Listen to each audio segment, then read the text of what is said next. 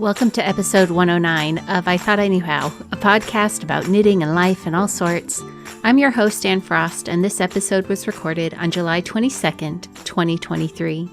Today, I have the last of our series of interviews with contributors to the Journal of Scottish Yarns. We are hearing from Fay Dashper-Hughes today, who designed the Dunnet Bay Hap in issue 3. She's also the host of the Crochet Circle Podcast and owner of Provenance Craft Co. Lots to talk about. Let's get to it.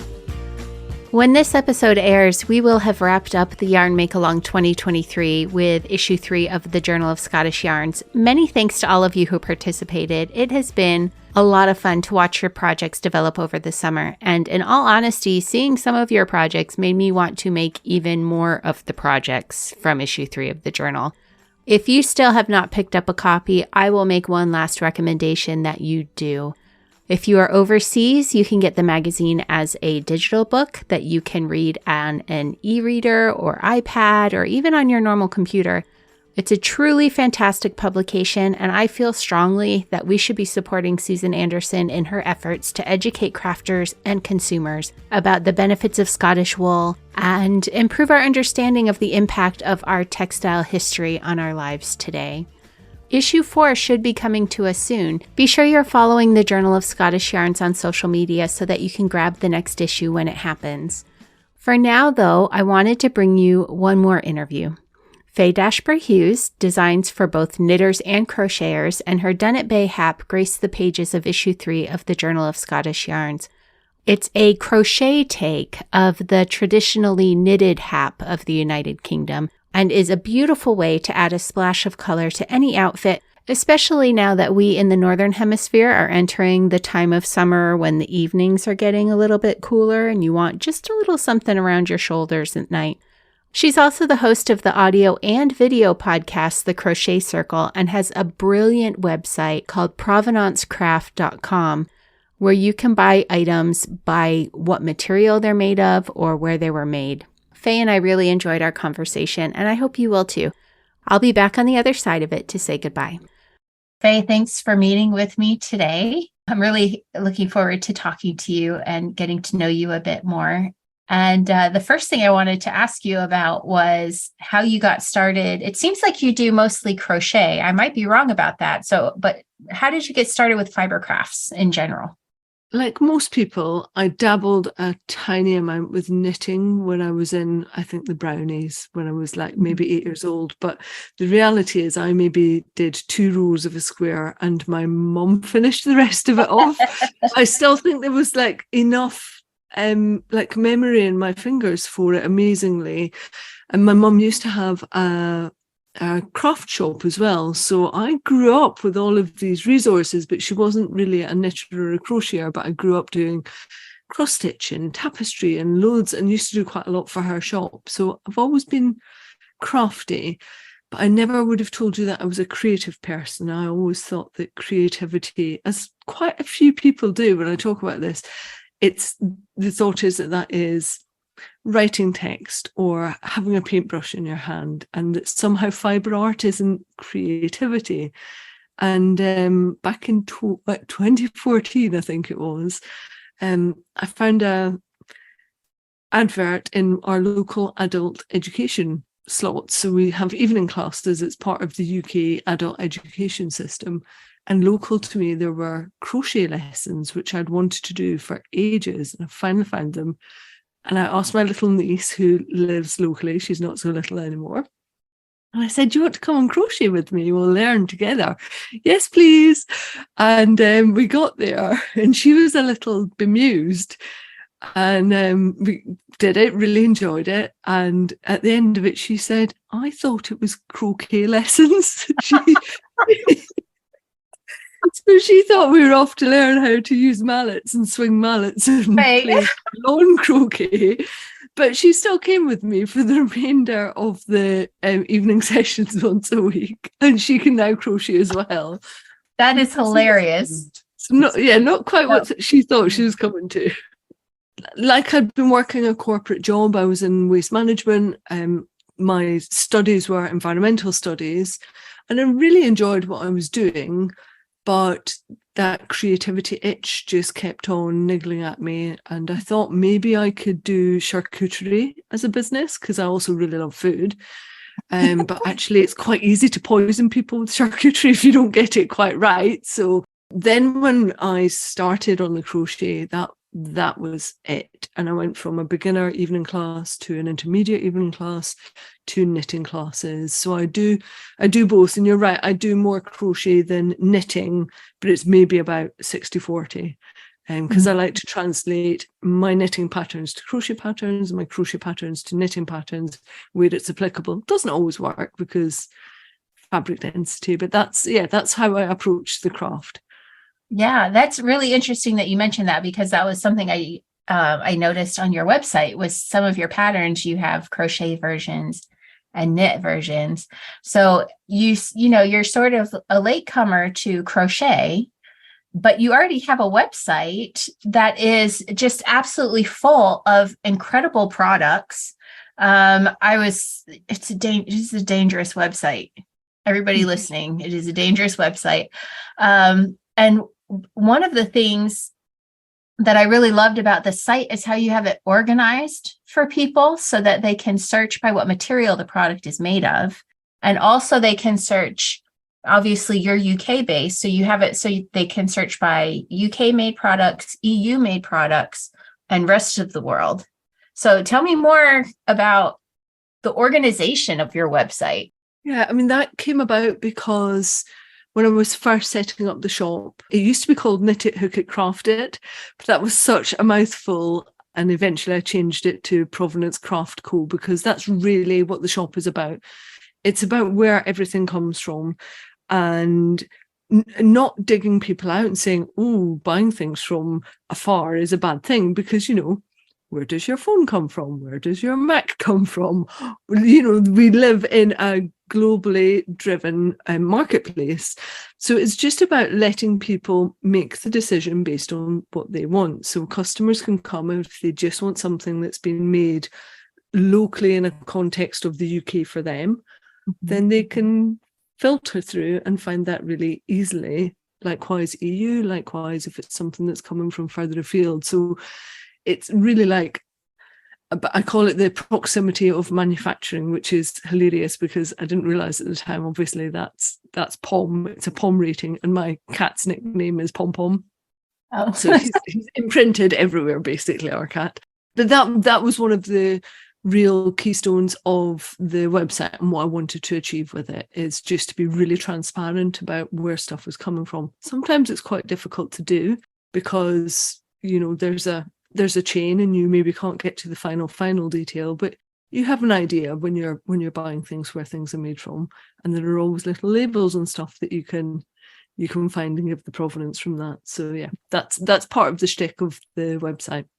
I just love that. I thought that was so great. And also like the sorting by materials, because I know, there's people who make different life decisions about what sort of things they want to perpetuate, I guess, as they're buying things. There's the people who avoid plastics and people who avoid leather, and you have those options there all to make it easy. And I just absolutely love that. Thank you. So one of the things that I sort of, as I interview people, I'll send out some information. I sort of want to talk about this. And I said, well, what, if you have anything you want to talk about, let me know. And one of the things that you said, which I got all excited about, is that you're sort of known for your love of woolly wool and British native breeds, which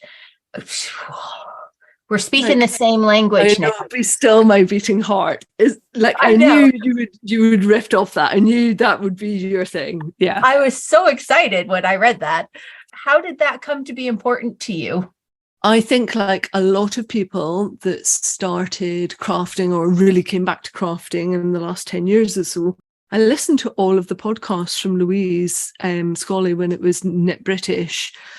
And what a font of information she was for just really pushing British breeds and their affordability and the use of them.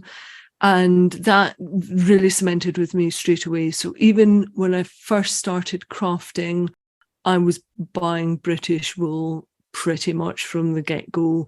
back then, Rowan used to do quite a lot of British wool as well. So that was like my affordable marker point. That kind of changed a little bit over the years, and I feel like they're ticking back to that now. But because of Louise and all the amazing work that she did, I could go out and find loads of British wool. And we're also quite spoiled here for events where I can go and source British wool. I live fairly centrally in England, and inside of maybe a 2-hour drive, I can get to lots of different events, and I do. So I'm just spoiled because I can go and sniff and feel it and really get a handle for the wool. And it, like, you can hear it in my voice, it excites me. Like, I love wool. I love when you get a little bit of vegetation and a thick bit and a thin bit, and it just has character to it when you're working with it. That the mass-produced ones, they don't make my heart beat fast. It's just not the same thing for me. Very true. So, okay, I'm going to geek back at you now too. Yes. So I was just in Normandy with my husband for our anniversary trip, and I talk about this, and it'll be an episode like 3 before this one airs. So I'm going to talk about it again. But we happened to find the sheepfold where they had developed the Rambouillet sheep. And I had no idea. We just passed it and saw a sign on the highway and was like, reroute, we're going, you know. It was closed to the public the day we were there, but the cafe/gift shop was open. So we were able to go in there, and they had 3 kinds of wool there. And one was a more rustic spin, natural, 100% Rambouillet. And then they had some that were more rustic spins, and they were the Rambouillet from the national sheepfold blended with other fibers from other sheepfolds in the area. So that was exciting too. Yeah. And then it was this massive wall, maybe 3 dozen colors, but it was the polished yarn, you know, that's just completely even, no vegetable matter, shiny label, all of that stuff. And I was just like, nah, I'm not interested. Like, it's still the yarn from that sheepfold, you know, and I'm sure a lot of people are really happy to see it, but it just did not appeal to me to have that super uniformity. I don't know why. That more rustic spin it just adds character. It really does. Yeah. And you, like, when you see the fibers and every texture, every centimeter is different as you're pulling it through, it keeps my interest there as well. Because a lot of the stuff that I design, it can be quite repetitive because I like really simple designs. And I think that's part of it for me, is because the pattern can be repetitive. I'm looking for interest in the yarn as well, because like the patterns in my head, I can do it rote, but the yarn then is the bit that's keeping my brain going, oh, that's interesting, and look at that guard here, and oh, that's the little thick bit, and why is the twist a bit different there? And I ramble off into this thought process about the yarn and the sheep, and I get so much enjoyment from that. That's such an interesting observation. I hadn't even really thought about that, about how, you know, knitting and crochet, such a repetitive activity. And so it gives you one more sensory input as you're doing all of that repetition. That's so true. Yeah. That's absolutely true. In the same way that maybe like a color change would have the same impact, because it's lighting your brain up. That's what the yarn and the wool character is doing for me. Yeah. I mean, that sort of leads us into the design that you did for issue 3 of the Journal of Scottish Yarns, which is the beautiful Dunnet Bay Hap, which, as you say, it's a lot of repetition to the pattern, but at the same time, there's several points of visual interest to it too, like the mitered corners, or it's a hap, it's a square shawl, but the mitering is lined with puff stitches, which is such a little thing, but it creates visual interest, visual breakup to the overall pattern. And you have a beautiful border in a brighter, more eye-catching color. What was your inspiration for the design? And then tell me about sort of the process you went through as you made it. So I used to live just along from Dunnet Bay. My accent is Galloway Irish, which is the southwest part of Scotland. So there's like quite an Irish lilt to the way that I speak. But the first almost 6 years of my life were in the very north of Scotland. We lived along from Thurso, and I was too little, but my older siblings would see the waves crashing over when it was really stormy at Dunnet. So it's been quite a constant factor in my growth in my childhood. And I always like to reminisce about that time that I spent up there. But I was very little. We moved when I was 6, so my viewpoint of Thurso was very different. It's quite desolate up there, but it didn't feel desolate for me because I was so small. So I had hedgerows, and verges were skyscrapers for me. That's the difference. So that's what Dunnet is built around. It's the seed heads of grass that I used to pluck off, and the flowers that I remember from my childhood, and the colours are very much based on. So my version was in quite a steely blue, mid steely blue, and then the border is in a very earthy, not quite a mustard, but a really tame earthy yellow, which is sand of Dunnet Head basically. So the whole thing is in and around. And then when I saw the colours from the border mill as well, then the colours are perfect, because all of that brand, the North Coast 4-ply, is all about that part of Scotland, and the colours are very much steeped in the places that I grew up. So it all just came together as a really neat thing. And I've wanted to do a hat for ages. And I'm not quite from Shetland, but we were as close on the mainland as you can pretty much get to hopping into the archipelagos of Orkney and Shetland. It is a beautiful area up there. I mean, as a tall grown person, I thought it was lovely, but I could imagine, as a small child, and those of us who grew up in more country settings, we have fond memories of being closer to the grass, I guess. Yeah, I think so.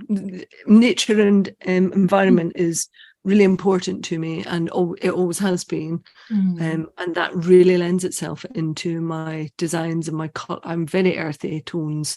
So my colour appreciation is always towards something that nature would produce. It's not very often that you'll see me working with like a neon or really bright poppy colours. That said, I have just made the most disgusting pair of socks for my best friend that I've called Grinch Vomit. But they just brought me absolute joy because it was so different, and I don't have to wear them. But normally I would be earthy tones. That's why we knit for friends, right? We get to stick our toes into some other color choices and things sometimes. Yeah. So how did you first get connected with Susan and the journal?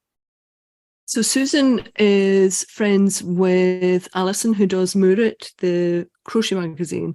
And I guess through that, I came onto Susan's radar, and she asked whether I would be interested in doing something for the magazine, for the journal. And I'd kind of been keeping an eye on it to see what it was going to be like and how it was going to develop. And I really feel like I took my eye off the ball with it with the first 2 issues, and that I wasn't just quite as finger on the pulse as I normally am about what's happening in the UK wool scene. And so when I said yes to the commission, I went straight away and bought the first 2 issues. And I was just blown away with what Susan is doing, and the fact that every issue has got 8 essays, and they are essays. They're like dissertation level essays. They're so in depth. And so it's, for me, it's another level of a journal, because the knowledge that she's imparting and the amount of investigating that she's doing is incredible. So you have these beautiful knitting and crochet patterns and a couple of other crafts, but you also have these amazing in-depth essays that she's written as well. And the fact that she's trying to do so much for Scottish textiles, Scottish yarns, Scottish breeds, she has my support all day long for that, because why wouldn't I? She's doing amazing stuff with the journal. Same thing. I heard about the journal, and I actually jumped online to pick it up right away. But the shipping to the US was going to be sizable, because it's not just a magazine. It is a journal. It is a book. And then I thought, well, I'm back and forth periodically, so I just get it there. And I kept forgetting. and then was invited to host the knit along, and I was like, oh, I really got to get those. And just like, I opened the first issue and just could not put it down. It was just incredible, the work. Yeah, it's wonderful. You are no stranger yourself to synthesizing information and putting it back out there. You used to have a podcast yourself, and it sounds like you're sort of taking things in another direction, but tell me about your podcast and how you're sort of reshaping that. Yeah, I had it started out with a friend, and then it became me solo. It was called the Crochet Circle Podcast. It still is. I'm talking about it in past tense. It's still out there. There are a number of episodes to go at, but I was on this journey of learning the craft, and for me it was about showing what I was learning. I love to share knowledge. I love to develop techniques. Part of that is because I'm inquisitive, and part of it is because I don't just believe what other people tell me is the right way to do something.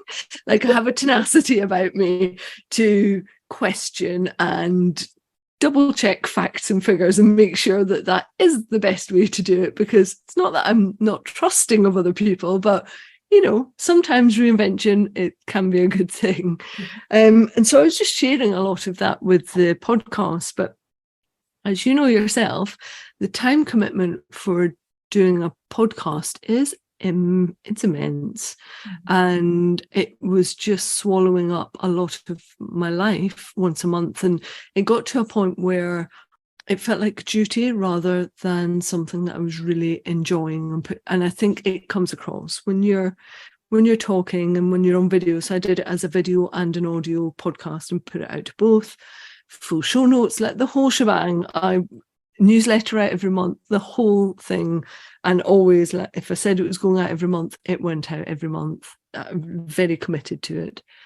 And I thought, I can do this better, and I can reach a larger audience, and I can do it differently in a way that reignites me and lights me up again.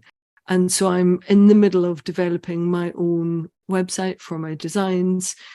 And this is alongside the fact that people are now taking information in smaller bite-sized chunks. So if you like the impact of reels and shorts, so I'm now, rather than going long form, I'm just pulling everything down into short form, but again with some longer form videos and blog posts that people can go to. So if you prefer a reel or a 60-second, then hopefully I'm starting to give the information to you in those bite-sized chunks. If you need something that's slightly longer, then hopefully that will be there for you as well. But if you want to read and have photo tutorials, then I'm doing that as well. So I'm probably spending more time than I ever was on the podcast, but hopefully it feels more accessible and it feels a little more evergreen as well. That's my summer job, is to get cracking with my own website and really push myself as Fay DH Designs, partly because I've got such a lovely opportunity with all of the work that I do with the journals and with the magazines, and I want people to find me through them and then come and find how much more I've got for them as well. And that the blog feels like a good platform for that. The new website is a good platform for that. That sounds like some really smart decisions on your part. It's true, though. I feel like we keep training our brains to shorter and shorter attention chunks. And I don't quite know what I think about that, but I know I also spend a lot of time flipping through reels in the evening, so I'm just as guilty of doing it to myself. And it's things like I go to a tutorial on YouTube because I want to learn a technique. And the first 5 minutes is waffle about, oh, I've got to go and pick my kid up. And the washing machine's going, I'm sorry. And this is the yarn that I'm using. And I'm thinking, get to the technique. So on the one hand, also, I feel like, brain atrophy is dangerous from everything being short and to the point and concise. But at the same time, same as you, I'm thinking, oh, come on, I have a life to live. Get with the information that I want. I'm being very demanding about it. I want what I want now. And I guess I'm just trying to react to that and make sure I'm giving people quick, concise information that is accessible to them. That is very true with the how-tos. I've had that conversation with a few friends before, like, just get to the point. start skipping through 10 seconds at a time. There's also a social side to this, which is I think that like internet poverty is on the increase. And so if you're taking 10 minutes to give somebody a tutorial and a lesson, but you could be doing it in 60, that's 9 minutes worth of their data that has been saved. So there's, there are practical reasons for doing it as well. People pay a lot for internet and they want speed and good information. That's maybe one way that I'm convincing myself that it's worth sticking to shorter videos as well. I think that's a very good point. Everybody's busy. Even the people with unlimited internet are busy, and just, you want a tutorial on a certain stitch, you just want to log in and have someone say, I'm going to show you how to do this stitch now, and do the stitch. That's all we need. Yeah. I think for a long time, I'm going like influencer to influencer now. I think for a long time, we were told you have to put your personality into it. There's so many people doing things on the internet that in order for you to have a following, people have to love you. Yeah. And so you have to, throw in something about yourself every single time and share the information, and that, but you are what's going to make you distinct. And I think there is some truth to that for sure. I mean, you can't deny that there's truth to that. No. But at the same time, if you're just a random person looking for how to do something, I don't care about the person telling me. I just want the information. Yeah. And then there's the people who will learn that that's your style and know that they can count on you to just give you the information, give them the information that they want quickly and concisely. That is what I'm hoping for. Yeah. Is it, everybody knows Very Pink Knits does an amazing job, absolutely amazing job on YouTube for imparting information and wisdom. Romy Designs is doing the same on Instagram at the moment. She's smashing it with showing techniques in a really quick, concise manner. There's definitely a want for information coming forward. So I'm thinking I'll bring that to the crochet and the knitting crowd as well. Make the puddle bigger. We don't all need to splash in a small puddle. Exactly. Even with Very Pink Knits, again, she's doing wonderfully and has been for a very long time. I know I can skip to when I see her hands. And part of that is she has set up that model. So people know if you don't want to hear the explanation of the stitch ahead of time or whatever, just skip to her hands and you can start. So yeah, absolutely. And then I would also say, as a person doing this, that there is wisdom in not putting so much of yourself out there for people. It's wonderful to talk about community online and all the people that and I've made some people I consider to be friends by doing this. And that's been wonderful because we live all over the country and all over the world, and I wouldn't have met them otherwise. I love that. But at the same time, there's also the fact that once you say something, it is out there, and anyone can then know that about you. And they don't necessarily go on to become friends. They're just a person who knows information about you, which can be a little disconcerting sometimes. Yeah. And that was one of the reasons also from pulling back from the podcast. I'm essentially quite a private person, but if somebody wants to ask me a question, I'll answer it, or I'll tell them I'm not going to answer it. So I'm private, but quite open with my information. And it just was getting to the point where I felt like there's just too much information out there now, and I want to suck it back in and be like, no, let's close this down a little bit and just control what's out there and what my narrative is and what I want to say. Yeah. I'm feeling that too a little bit. Yeah. But you're right, for ages we've been told, as people that make and create videos and audio, that you have to put your personality out there. And it is lovely, but I think your personality can come from the way that you talk, the way that you string a sentence together, the words that you use, and you don't have to lay bare your private life. And that's the boundary that I'm trying to keep these days. Yeah, it was a conscious choice I made. I've always been open on the internet. I started when I was in college and with chat rooms and whatever, just I was like, I'm part of the new era. I'm doing this modern internet kind of thing. And then we lived abroad for a long time when my children were little. And so I was putting a lot of their lives online too, in the name of, we have family back home who would love to be seeing photos and things like that and stuff. Yeah.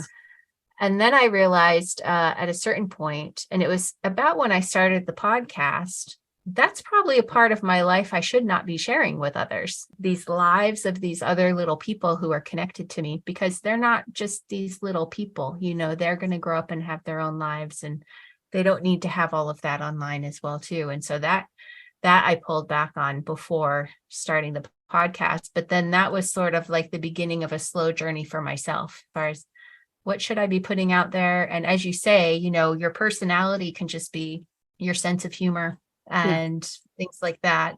It doesn't have to be sharing everything about your family and going to run errands and all of that sort of thing. I mean, great case in point. I think you and I have a shared love of music and hip hop. Am I right? Are you a hip hop fan? A bit of a hip hop fan, yeah. There's a lovely nugget of your personality and a shared thing that we have. But I don't know what your children are called, and I don't need to know what your children are called. But we have a lovely, your personality, the spice can be shown in other ways. So yeah, totally agree. I love doing that. I love being like the podcaster who doesn't curse and is pretty mild-mannered and whatever, but plays the odd hip hop and rap and stuff on her podcast every now and then. Yeah. It was the first podcast I heard of yours. You had a hip hop track, and I was like, oh, this is different. I like this. Part granny, part, anyway, I don't know. I don't know. I think I just grew up at a time, MTV was still music videos as I was a teenager. And so you would just see everything and get to enjoy everything. It wasn't so separate. Fay, thank you. It's been delightful. I'm going to have to find out where you live after just talking about keeping our private lives private, in case I'm ever there, because I feel like we would have fun together. For now, I'm going to ask you to let us know, like, how can people find you online? What do you have coming up in the future? Give us the lowdown. Sure. So the best place to find me at the moment is on Instagram. And in the interest of making everything succinct and short and sweet, I have moved from 3 different accounts, which was unwieldy and unmanageable, just down to 1. So the shop is moving over. The designs are all in one space. So it's Fay DH Designs on Instagram. And the new website that I'm building, which is very much like in its infancy. It's a little baby website at the moment, but that's faydhdesigns.com. And the shop is provenancecraft.com.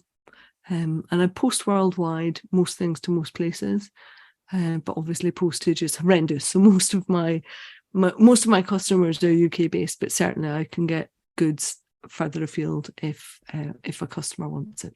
And do you have, I know you said you have the website that you're working on heavily, so maybe you don't have any other big things coming up, but do you have any designs we should be looking for or coming in any other publications? Or I am part of my sorting out the website. The new website is to also go back and release all of those designs that I've got. I thought it was maybe 4 or 5, and I pulled together an Excel spreadsheet, and I think it's about 25 designs that I have never published. I know it's disgraceful. You were doing that was like shocked emoji face, but like you do something for a magazine and it never quite gets out because then you have to retech edit it. And I've just been in that loop of head down, do the next thing, do the next thing, do the next thing. And again, part of stepping away from the podcast was to try and get all of my stuff released. So there are so many designs coming out. For instance, I did a sock design called Aloe, which is in the Lina Sock Book 2. That will be coming out in September as my own published pattern. I've just done one with John Arbon Textiles for their mill open weekend, so that will be coming imminently, which is a crocheted cowl. There's so much good. Follow me on Instagram and you will find all the designs as I finally let them see the light of day. Excellent. And I will say that you have a lovely Instagram feed as well. I was, of course, doing my job I had to go to Instagram and poke around for a bit, and just there was about 17 products I want now. And all your work and everything. It's just, everyone go follow Fay DH Designs on Instagram and keep in touch with Fay. Fay, thank you again so much. Thank you for having me. It was great fun. Fay, it was a joy to meet you. Thank you again for geeking out with me about wool and crochet and everything else we talked about. We need a follow-up in person soon. A few more things before I go. The Shetland Hogmanay boxes. Last call? Not really. If there are still some available, you can order them up until I'm scheduled to mail them out in October, but don't put it off. I'm recording this 3 weeks early, and there are some left, but they maybe are not left when you're hearing this. Find out and learn more at store.ithoughtIknewhow.com or use the link in the show notes. They're going to be full of 30 25-gram balls of yarn from 5 of the Shetland yarn producers and a pattern from Shetland designer Terry Laura, and a whole plethora of gifts from Shetland makers. Pick one up. You will not regret it. Also, as I record this, there are 3 spots left at the dinner I'm hosting at number 88 in Lerwick during Shetland Wool Week. Get all the details for that using the link in the show notes, or visit the I Thought I Knew How group on Facebook and look in the events area. Finally, I believe that this will be the last episode until November, but in all honesty, if I'm really going to embrace the not doing seasons thing anymore, there may be some before then, or it may be a little longer after. I'm still finding the happy place. That said, I do feel the twinkle coming back. I'm breathing more freely. I'm enjoying this again. I'm glad I got to this point before I had to take the break from my hosting responsibilities with the Macking Our Way Through Shetland tours. I am taking notes on topics to cover and people to interview. The time will pass faster than we expect, I think.